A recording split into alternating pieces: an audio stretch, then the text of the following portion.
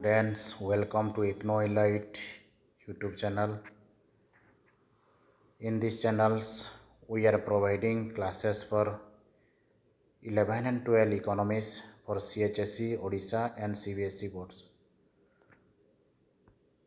So dear students, this is our first class, and in this class, I am going to discuss detailed syllabus of class 12 for CHSE boards Odisha. Let's move to the class. आजिकार ये class रे आमे आलोचना करिबा syllabus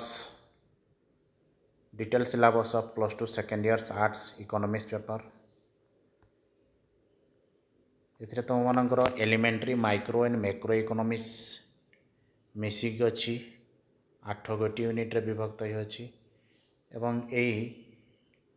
8 गोटी unit मध्यरु 5 गोटी unit micro economics जहाँकि व्यष्टिगत अर्थनीति एवं 3 गोटी यूनिट रही अछि मैक्रो इकोनॉमिक्स जहाँकि समष्टिगत अर्थनीति। तो आम वन बाय वन सबुगुड़ी को आलोचना करवा वन बाय वन आम देखा माइक्रो इकोनॉमिक्स देन आम देखा मैक्रो इकोनॉमिक्स। तो let's come to the unit one. Unit one रे अच्छी इंट्रोडक्शन बा उपक्रम आम ये देखा पाइबा चैप्टर वन रे definition scope and subject matter of economics आम ये देखी पाइबा अर्थशास्त्र अर्थ संज्ञा परिसर एवं अर्थशास्त्र विषय वस्तु जेबली कि आमर अर्थशास्त्र विभिन्न अर्थनीतिज्ञ माने संज्ञा प्रदान करमितिक आडाम स्मिथ जी कि वेल्थ डेफिनेशन देते वेलफेयर डेफिनेशन देते आल्फ्रेड मार्शल एवं स्कैरसिटी डेफिनेशन देते लियोनेल्स रॉबिन्स। तो सेपरी भाव में एठी आम चैप्टर वन रे आम पढ़ा पाइबा स्कोप अर्थशास्त्र परिसर and subject matter of economics अर्थशास्त्र रे कौन सब विषय वस्तु गुड़िक रहिबो। Then move to the second chapter there is meaning of economy and central problems of an economy अर्थव्यवस्था कहले कौन बुझ बा अर्थव्यवस्थार अर्थ and central problems of an economics गोटे अर्थव्यवस्थार केंद्रीय समस्या गुड़िक कौन कौन। देन आम देखा स्कैरसिटी एंड चॉइस स्कैरसिटी हूँ दुष्प्राप्यता एवं मनोनयन। देन आम देखा what how and for whom to produce जपरिक आमर 3 गोटी केंद्रीय समस्या रही अर्थव्यवस्था से गुड़िक है what to produce how to produce and for whom to produce अर्थव्यवस्था कौन एवं केते परिमाण उत्पादन करा एवं किपरि उत्पादन करा एवं कहाँ पाई उत्पादन करा ओके ये थिला तुम सेकेंड चैप्टर। नेक्स्ट चैप्टर अच्छी बेसिस कॉन्सेप्ट ऑफ वांट्स अभाव बेसिस कॉन्सेप्ट ऑफ यूटिलिटी उपयोगिता गुड्स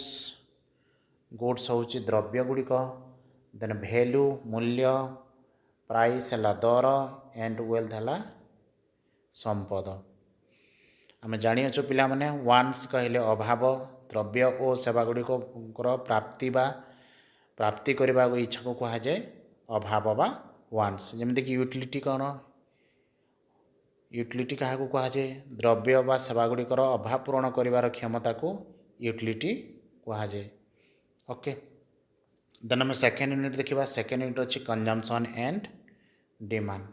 कंजम्पशन कहले कौन उपभोग डिमांड कहले चाहिदा कंजम्पशन एंड डिमांड एटी अच्छी पिला माने लॉ ऑफ कंजम्पशन उपभोगर सूत्रावली गुड़िक मार्जिनाल एंड टोटाल यूटिलिटी सीमांत उपयोगिता एंड मोट उपयोगिता law of diminishing marginal utility क्रम ह्रासमान सीमांत उपयोगिता सूत्र law of equi marginal utility समसीमांत यूटिलिटीर सूत्र and condition of consumer equilibrium consumer बा उपभोक्ता संतुलन जो सब शर्त गुड़िक तार सब कंडीशन बा से सब शर्त गुड़िक आम देखा पाइबा यूनिट 2 रो चैप्टर 1 रे। देन आम देखा डिमांड कहले चाहिदा मीनिंग एंड डिटरमिनेंट्स जमती कि चाहिदार अर्थ कौन एवं चाहिदा को प्रभावित करुवा सब उपादान गुड़िक चाहिदा को प्रभावित करुवा उपादान गुड़िक जमीक price of its on commodity से गोटे द्रव्यर दर इनकम ऑफ द कंज्यूमर गोटे कंज्यूमर बा उपभोक्तांकर आय taste and preference weather population price of related good ये सब गुड़िक हो गले चाहिदा को प्रभावित करुवा उपादान गुड़िक ओके देन आम देखा इंडिविजुअल एंड मार्केट डिमांड व्यक्तिगत चाहिदा कौन एवं बजारगत चाहिदा कौन बा सामूहिक चाहिदा कौन then demand schedule and demand curve आम देखा पाइबा ये चैप्टर डिमांड शेड्यूल चाहिदा सूची एवं चाहिदा रेखा ओके देन आम देखा moment along and shift in the demand curve moment along चाहिदा रेखार गति and shift in the demand curve चाहिदा रेखार स्थानच्युति ओके चाहिदा रेखार गति केतेबेले करथाए जेतेबेले तार निज प्राइस गोटे द्रव्यर निज प्राइस रे परिवर्तन आसते सेतेबेले आमे चाहिदा रेखार गति है बोली कही था shift in the demand curve expect price को छाड़ी अन्य सब उपादान बा कारक चाहिदा को प्रभावित करुवा जो सब कारक गुड़िक जमीक इनकम ऑफ द कंज्यूमर उपभोक्ता आय परिवर्तन है किंबा वेदर किंबा क्लाइमेट रे चेंज आसिला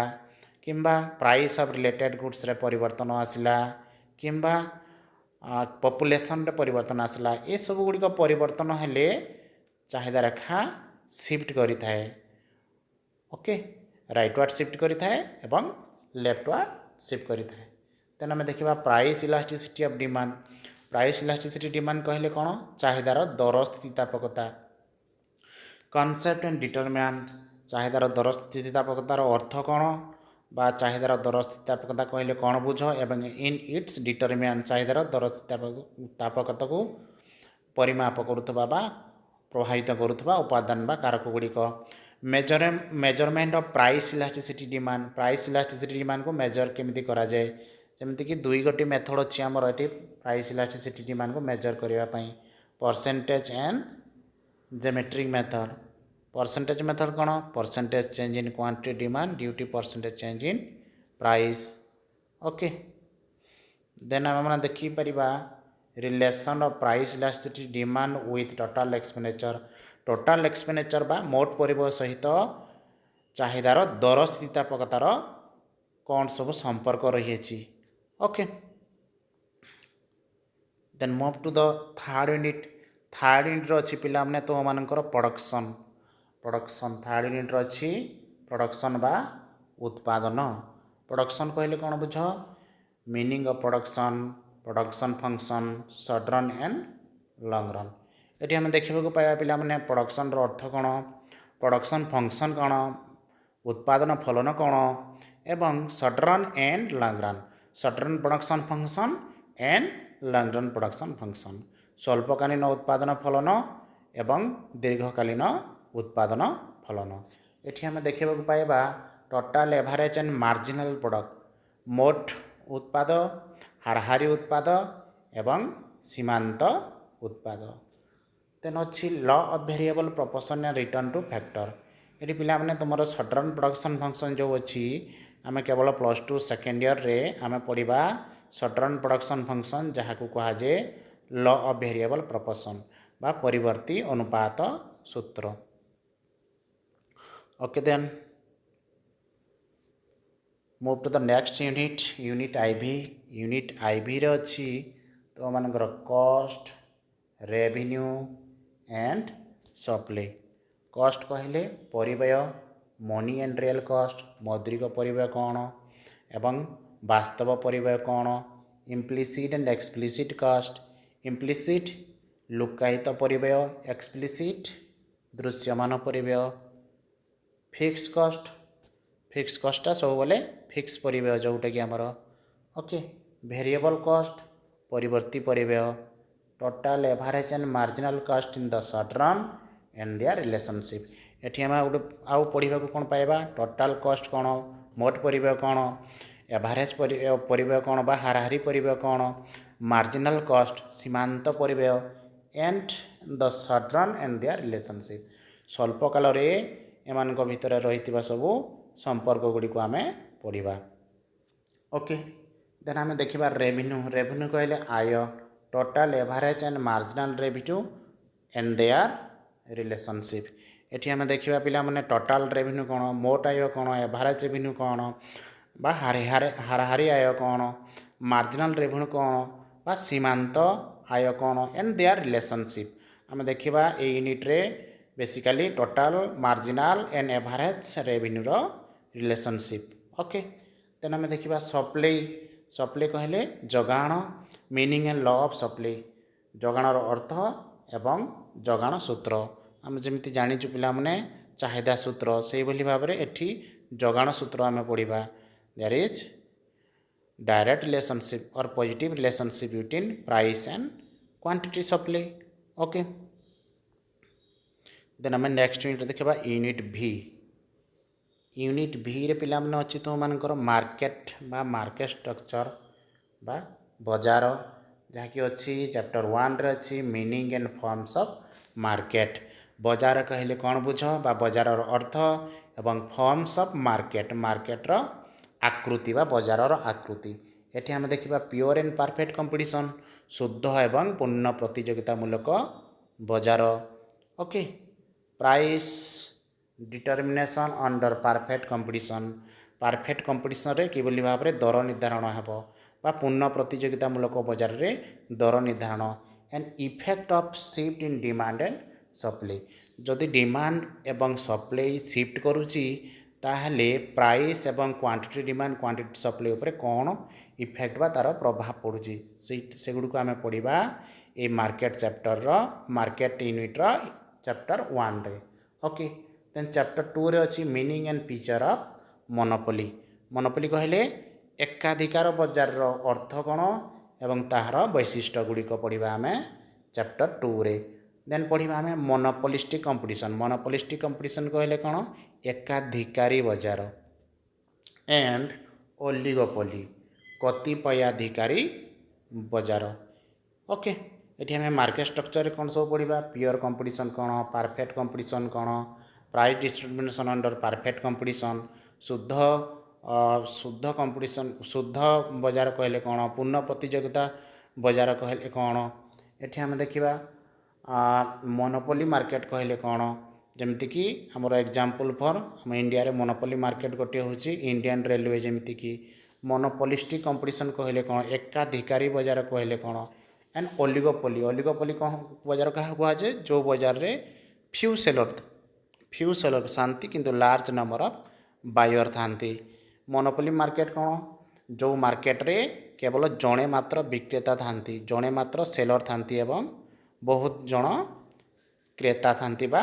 बायर थांती परफेक्ट कंपटीशन कौन there are large number of buyer and seller homogeneous product से परफेक्ट कंपटीशन रे एवं परफेक्ट कंपटीशन रे फार्म होउची प्राइस टेकर एवं इंडस्ट्री होउची प्राइस मेकर ओके ये सब आम पढ़ा यूनिट भी रो मार्केट चैप्टर रे ओके तेन आम जा next video next unit next अच्छी आम पार्ट बी जहाँकि मैक्रो इकोनॉमिक्स बा समष्टिगत अर्थनीतिर रही इंट्रोडक्टरी मैक्रो इकोनॉमिक्स बाटी यूनिट VI बा यूनिट 6 रे आम देखा इंट्रोडक्शन आम देखा मीनिंग ऑफ मैक्रो इकोनॉमिक्स समष्टिगत अर्थनीतिर अर्थ कौन distinction between macro and micro economics okay समष्टिगत अर्थनीति एवं व्यष्टि अर्थनीति मध्य कौन सब पार्थक्य रही ओके देन आम देखा subject matter of macro economics समष्टिगत अर्थनीतिर विषय वस्तु गुड़िक कौन कौन जमीक आम माइक्रो इकोनॉमिक्स विषय वस्तु कौन कौन व्यष्टिगत अर्थनीतिर जमीक अच्छी डिमांड चाहिदा सप्लाई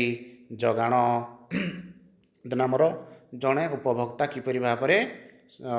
मैक्सिमम यूटिलिटी बा साटिस्फैक्शन पाती जड़े इंडिविजुअल फार्म बा शिल्पानुष्ठान किभली भाव में तांकर संतुलन लाभ करती यह सब आम माइक्रो इकोनॉमिक्स रे पढ़ी था ठीक से भाव में मैक्रो इकोनॉमिक्स रे कौन पढ़ी था सब्जेक्ट मैटर कौन सब रही है जमीक नेशनल इनकम जातीय आय इनफ्लेशन ओके आम पढ़ा एग्रीगेट डिमांड एग्रीगेट सप्लाई सामूहिक चाहिदा सामूहिक जगाण ओके ये सब गुड़िक आम पढ़ी था मैक्रो इकोनॉमिक्स बा यह हूँ subject matter of macro economics okay okay then आम जा यूनिट VII जहाँकि यूनिट 7 अच्छी पिला माने तुम मानकर नेशनल इनकम जहाँकि बहुत गोटे इम्पोर्टाट यूनिट यूनिट को आमको भल भाव में पढ़ा हे ओके ये बहुत गुड़े कन्फ्यूजन सृष्टि हुए ओके तेनाली देखा चैप्टर 1 रे कौन अच्छी meaning and aggregate related to national income जातीय आयर अर्थ कौन एवं जातीय रिलेटेड सब आम एग्रीगेट फैक्ट समष्टिगत सब पढ़ा ओके आम ये देखा GNP gross national product NNP net national product GNP कहले कौन जमीक आम कंट्रीर ग्रोस नेशनल प्रोडक्ट मोट जातीय उत्पाद नीट जातीय उत्पाद GDP gross domestic product NNDP net domestic product मोट घरोई उत्पाद नीट घरोई उत्पाद ये पिला देखा market price and factor cost जमीक GDP at market price GDP at factor cost NDP at market price NDP at factor cost GDP at market price बजार मूल्य मोट घरोई उत्पाद NDP एट मार्केट प्राइस बजार मूल्य नीट घरोई उत्पाद GNP एट मार्केट प्राइस बजार मूल्य मोट जातीय उत्पाद जमीक फैक्टर कॉस्ट उत्पादन व्यय जमीक GDP एट फैक्टर कॉस्ट उत्पादन व्यय मोट घरोई उत्पाद ओके तेना आम देखा नेशनल डिस्पोजेबल इनकम जातीय व्यययोग्य आय जमीक मोट जातीय व्यययोग्य आय नीट जातीय व्यययोग्य आय प्राइवेट इनकम कौन बेसरकारी आय पर्सनल इनकम व्यक्तिगत आय पर्सनल डिस्पोजेबल इनकम व्यक्तिगत व्यययोग्य आय तेना आमर अच्छी nominal and real national income nominal मौद्रिक जातीय आय रियल नेशनल इनकम वास्तविक जातीय आय ओके देन आम देखा इनकम डिटरमिनेशन आय निर्धारण ओके ये आम देखा aggregate demand and aggregate supply ये तुम मानकर देसी पिला माने एग्रीगेट डिमांड सामूहिक चाहिदा एंड सामूहिक जगाण एंड देयर कंपोनेंट्स जमीक से मानकर कंपोनेंट्स जमी एग्रीगेट डिमांड कंपोनेंट सब कौन रही है C+I+G consumption expenditure plus investment expenditure plus government expenditure जमीक एग्रीगेट सप्लाई कंपोनेंट सब कौन था C+S consumption expenditure plus saving okay then आम देखा simple Keynesian theory of income determination Keynes का आय निर्धारणर सरल तत्व okay then next come to the next unit 8 जहाँकि तुम मानकर देची पिला माने money banking and public finance money meaning and function of money मुद्रा कहले कौन बुझ एवं मुद्रार अर्थ एवं फंक्शन ऑफ मनी मुद्रार कार्यावली गुड़िक जमीक मुद्रा बहुत गुड़े कार्यावली परफॉर्म करता है जमीक मुद्रा को तो प्रथम आम मीडियम ऑफ एक्सचेंज हिसाब से व्यवहार करूँ स्टोर ऑफ वैल्यू हिसाब से रखी था स्टैंडर्ड ऑफ डिफर्ड पेमेंट जमीक फ्यूचर पेमेंट पर मनी को आम व्यवहार करता जहाँकि से बहुत गुड़े कार्यावली रही आम डिटेल्स वीडियो आम से सब पढ़ा okay then meaning and function of commercial bank आमर वाणिज्यिक बैंक गुड़िक रही जमीक SBI HDFC प्राइवेट बैंक जोटा कि आमर Punjab National Bank of Baroda ये सब गुड़िक गोटे गोटे कौन वाणिज्यिक बैंक यही वाणिज्यिक बैंक अर्थ कौन एवं वाणिज्यिक बैंक गुड़िकर कार्य कौन जमीक प्राइमरी फंक्शन अच्छी सेकेंडरी फंक्शन अच्छी प्राइमरी फंक्शन अच्छी वाणिज्यिक बैंक गुड़िकर कौन जमीक जमा ग्रहण करें आम मैंने बैंक को जाकि आम अकाउंट्स खोली था जमीक saving account current account okay एमानकर मुख्य काम है जमा ग्रहण रिसीव करवा देन आम कस्टमर मान कौन करती लोन प्रोवाइड करती ऋण प्रदान करती ओके एमानकर मुख्य गुड़े कार्य कौन रही पे क्रेडिट क्रिएशन है देन आम देखा फंक्शन ऑफ सेंट्रल बैंक आमर इंडिया रो सेंट्रल बैंक हूँ RBI जहाँकि रिजर्व बैंक ऑफ इंडिया जहाँकि 1935 एस्टाब्लीश होता एवं 1949 यार जातीयकरण होता नेशनलाइज होता जहाँकि फंक्शन ऑफ सेंट्रल बैंक जमीक सेंट्रल बैंक बा रिजर्व बैंक ऑफ इंडिया बहुत गुड़े फंक्शन रही प्रथमे तो ये समस्त बैंकिंग सिस्टम एवं समस्त कमर्शियल बैंक गुड़ी को ये कंट्रोल करी थाए जमीक क्रेडिट कंट्रोल करी थाए क्रेडिट कंट्रोल यार क्वांटिटेटिव मेथड भी अच्छी एवं क्वालिटेटिव मेथड भी अच्छी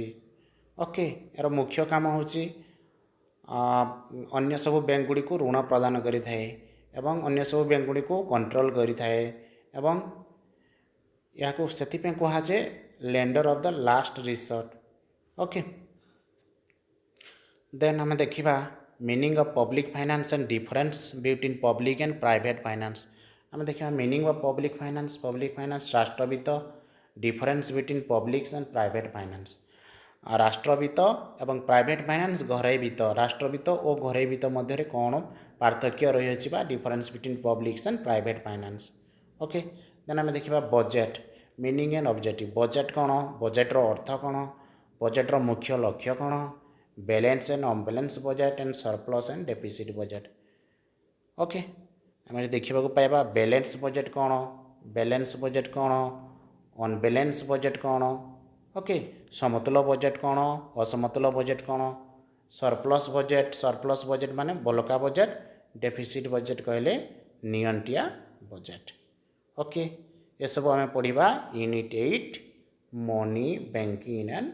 पब्लिक फाइनेंस रे। तो पिला माने ये थिला तो मानकर डिटेल सिलेबस आम 1 बाय 1 सब देखिले जमिति कि फास्ट यूनिट आम देखिले fast unit definition scope and subject matter of economics एमती कि इंट्रोडक्शन अच्छी। देन आम कंजम्पशन एंड डिमांड देखिले कंजम्पशन सूत्र सब देखिले मार्जिनल यूटिलिटी टोटल यूटिलिटी विषय आम देखिले सब डिमांड कौन देखिले चाहिदा अच्छी। देन तुम मानकर अच्छी प्रोडक्शन उत्पादन देन अच्छी cost and revenue and supply परिव्यय आय एवं जगाण। देन तुम मानकर अच्छी पिले मार्केट स्ट्रक्चर बा बजार। ओके बजार अच्छी पियर कंपटीशन परफेक्ट कंपटीशन शुद्ध प्रतियोगिता पूर्ण प्रतियोगितामूलक बजार मोनोपोली मार्केट अच्छी एकाधिकार बजार अच्छी मोनोपोलिस्टिक कंपटीशन अच्छी जहाँकि एकाधिकारी बजार एवं कतिपय धिकार बजार जहाँकि ओलिगोपोली। ओके देन आमर मैक्रो रे अच्छी कौन introduction meaning and macro economics macro एवं माइक्रो इकोनॉमिक्स पार्थक्य कौन। देन आम देखिले नेशनल इनकम अच्छी GDP GNP NNP NDP national disposable income जातीय व्यययोग्य आय। देन आम लास्ट यूनिट देखिले पिले मनी मुद्रा बैंकिंग बैंक व्यवस्था एवं पब्लिक फाइनेंस राष्ट्र वित्त। तो ये थिला तो मानकर पिले डिटेल सिलेबस आम नेक्स्ट क्लास रे आम पढ़ा फास्ट यूनिट रू स्टार्ट करवा माइक्रो इकोनॉमिक्स रू जहाँकि definition scope and subject matter of economics अर्थशास्त्र संज्ञा परिसर एवं विषय वस्तु आम स्टार्ट करवा। तो थैंक यू गाइस।